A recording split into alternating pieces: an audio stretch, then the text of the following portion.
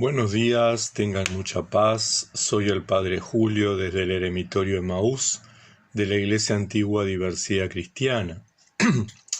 Hoy quiero dar respuestas a 3 planteos por ahí que me hicieron en el correr de estos días, personas distintas pero que coinciden en el planteo, ¿verdad? Y entonces la primera pregunta o el primer tema que me plantean varias personas es sobre la jaculatoria del Señor Jesucristo, de la oración de Jesús, del Santo Nombre. Y me plantean cuál es la jaculatoria más adecuada. En realidad no existe la jaculatoria más adecuada. Cada quien se sentirá más identificado con una o con otra.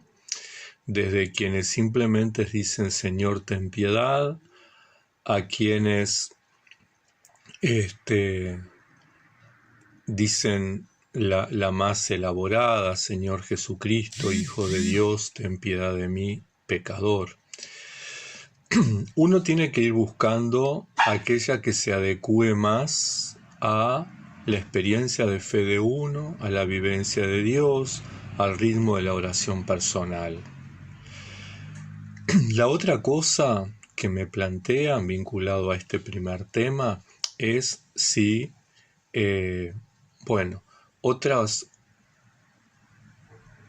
contenidos, como por ejemplo Adonai, Adonai, es la oración del corazón, o invocaciones a la Madre de Dios. Yo creo que aquí hay que tener claro 2 cosas. La oración incesante es cualquier oración que me tenga presente a Dios permanentemente. Pero la oración de Jesús o la oración del corazón necesariamente tiene que tener la invocación del Santo Nombre. Ya lo estamos viendo en varios videos y lo estamos viendo en las enseñanzas de los padres y castas, cómo realmente el Santo Nombre es liberador, es sanador, es consolador, tiene poder. Entonces, cuando hablamos de oración de Jesús o hablamos de oración del corazón, o hablamos de oración esicasta, estamos hablando de una oración, una jaculatoria que tiene la invocación del Santo Nombre. Después, yo podré utilizar muchísimas otras oraciones si quiero y deseo para mantenerme en presencia de Dios. Y eso sí, es una oración constante, es una oración permanente, pero no es la oración de Jesús. La oración de Jesús necesariamente es la invocación del Santo Nombre. Vinculado a este primer tema, otro de los planteos que me hacen es si la insistencia de ten piedad de mí, pecador, no crea una conciencia de culpabilidad y disminuye la autoestima. Y aquí algunas cosas que son importantes. Muchas veces, por deformación de la cultura y por deformación de la incidencia cristiana en determinados vocablos, asociamos tal palabra a tal cosa o a tal situación. Cuando hablamos de piedad, no estamos hablando necesariamente de un desequilibrio de poder tan grande entre la divinidad y la humanidad, entre la perfección y la imperfección, entre la gracia y el pecado, si bien esa diferencia existe y es innegable, ¿verdad? No necesariamente tiene que crear una conciencia de culpa en mí. De hecho, Lucas 15, la parábola del Padre Bueno y el Hijo Pródigo, es clara en ese sentido. Dios no aparece como un juez implacable y el Hijo Pródigo no aparece como un pecador condenado.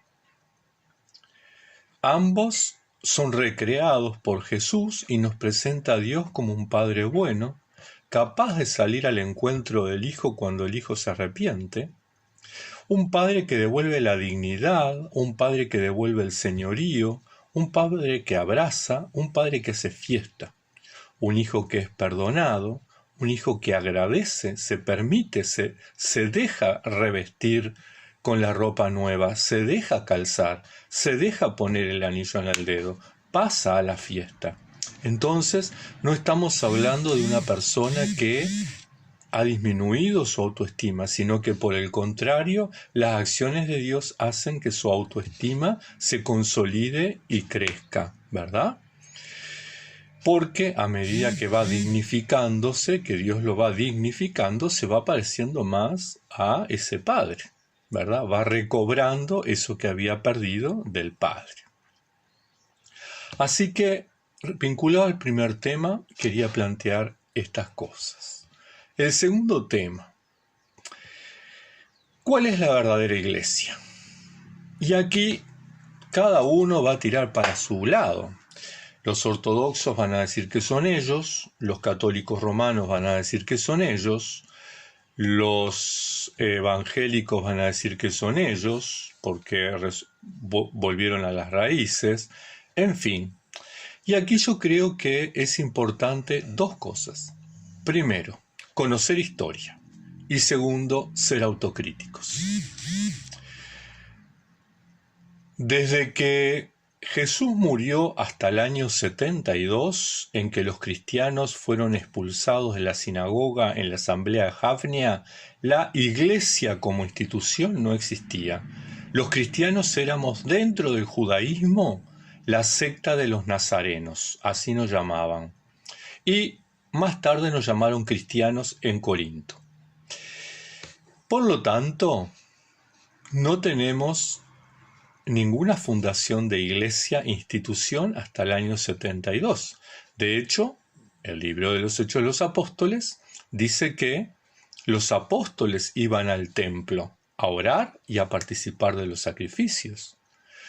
Pablo, cuando iba a predicar a la sinagoga en primer lugar, después predicaba en las calles, pero cada vez que llegaba a un pueblo, lo primero que hacía era ir a la sinagoga. Entonces, primer punto, la iglesia no surge en la resurrección, sino que la iglesia surge a partir de que el cristianismo es la secta de los nazarenos, somos expulsados del judaísmo en la asamblea de Jafnia entre los años 70 y 72. Y por eso es que comienzan la persecución a los cristianos, porque al ser expulsados del judaísmo perdimos la protección imperial. El Imperio Romano tenía algunas religiones como respetables, el judaísmo era una de ellas y no las perseguía. Ahí los cristianos quedar fuera de esa protección, comenzamos a ser perseguidos y comenzamos a producir infinidad de mártires. Desde que empezamos a consolidarnos como iglesia e institución, ¿verdad?, hasta el siglo XI, hasta el año 1054, la iglesia era una que a mí me gusta llamarla la iglesia antigua o la iglesia indivisa. ¿Por qué? Y porque era una iglesia muy diversa en sus expresiones en los 5 patriarcados que tenía, ¿verdad?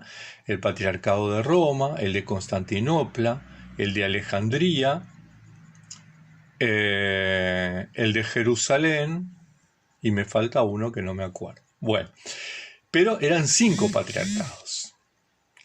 Y de las cosas que tenemos que tener clarísimo es que esos 5 patriarcas tenían muchos arzobispos, y esos arzobispos tenían muchos obispos, y esos obispos tenían muchos presbíteros. Pero cada patriarcado era diferente, cada patriarcado tenía sus características, tenía su liturgia, por eso es que llegan a nuestros días la liturgia bizantina, la liturgia latina, la liturgia armenia, ¿verdad?, la liturgia de Jerusalén, en fin, la liturgia copta, la liturgia de la iglesia etíope. En el año 1054 se produce un quiebre, el primer quiebre que tiene la Iglesia, quiebre grande. Oriente y Occidente se separan y se constituyen las dos iglesias grandes, la Iglesia ortodoxa y la Iglesia latina, que pasa a llamarse Iglesia Católica Apostólica Romana. Una bajo el patriarca de Constantinopla y otra bajo el obispo de Roma, a que llamaban Papa. Entonces, ¿cuál es la verdadera iglesia? Y la verdadera iglesia es la iglesia indivisa, aquella que fue fundada.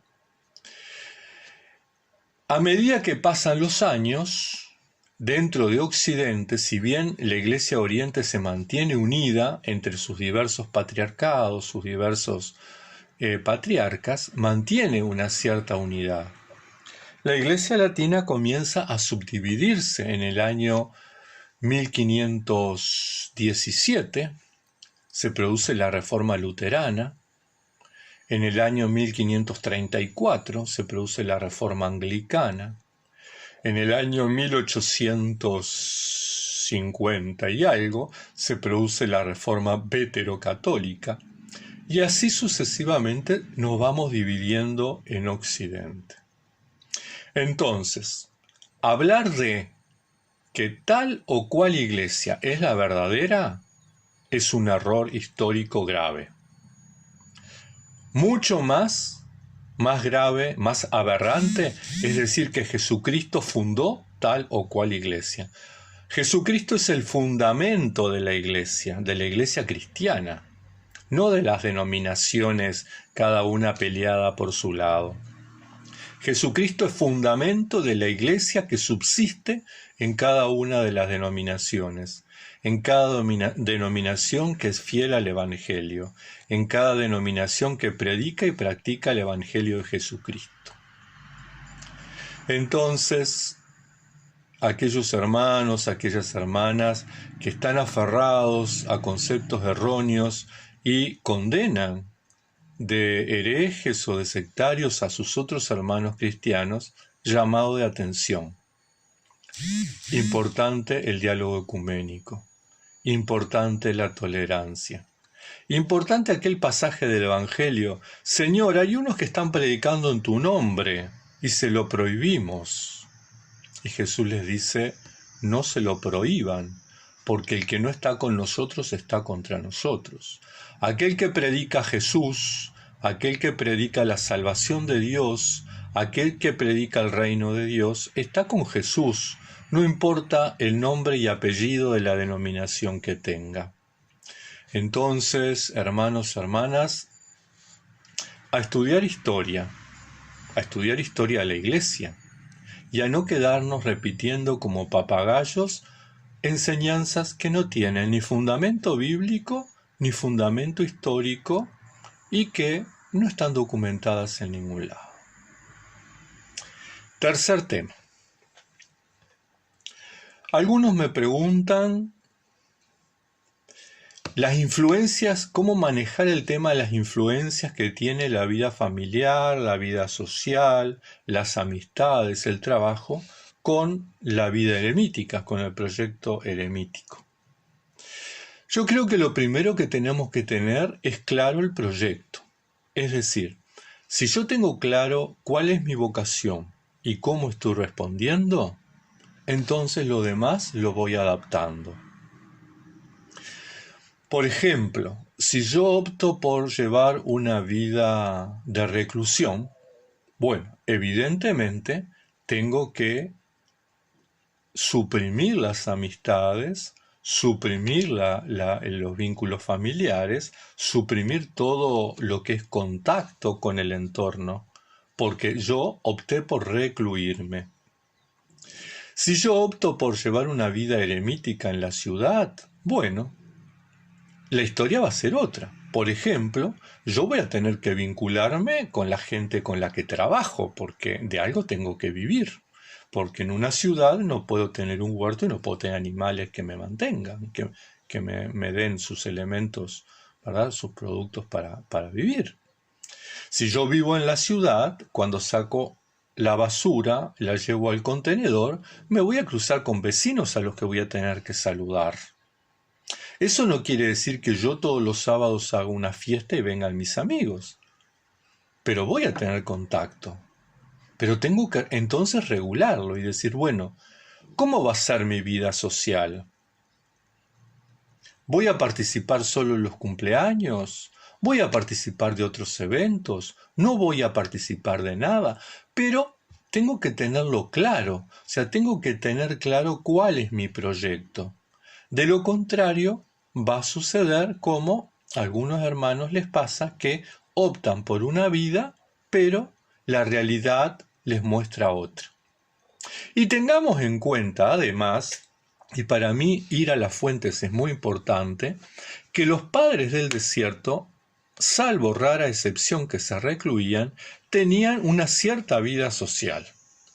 Por eso los anacoretas, los ermitaños, se asociaban y formaban las lauras del desierto, ¿verdad? Colectivos de eremitas que oraban juntos, comían juntos los fines de semana, de hecho se recreaban juntos. El famoso apotegma en que el abad Antonio está con sus discípulos jugando en el río, ¿verdad? Y pasa un anciano muy serio y critica a Antonio de cómo sus discípulos estaban jugando. Y Antonio le dice, bueno, hermano, es que cuando un arco se tensa mucho, puede romperse. Entonces, está bueno tener esos momentos de escape. Por lo tanto, es importante que podamos regular, tener claro un proyecto de vida, una espiritualidad, un proyecto que me defina qué quiero hacer, por qué lo quiero hacer, para qué lo quiero hacer, cómo lo voy a hacer, con qué recursos lo voy a lograr. Si yo tengo clara estas respuestas, ¿dónde lo voy a hacer? ¿En qué tiempos? Si yo tengo claras estas respuestas, es más, si yo las escribo, me va a ser mucho más sencillo después poder regular la dinámica cotidiana. Y después no va a ser necesario que me pregunten, padre, tengo amistades que me dicen que soy poco social, y no, porque yo tengo mi proyecto y la prioridad es mi proyecto. Entonces, creo que es importante que tengamos en cuenta eso. No porque uno tenga vínculos con personas amigas, deja de ser un buen eremita. No porque uno se vincule con su familia, deja de ser un ermitaño.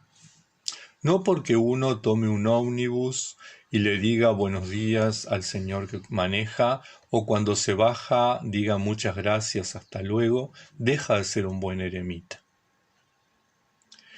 Recordemos que el ermitaño es la persona que busca a Dios y que vive solo para Dios, en el silencio y en la soledad del corazón.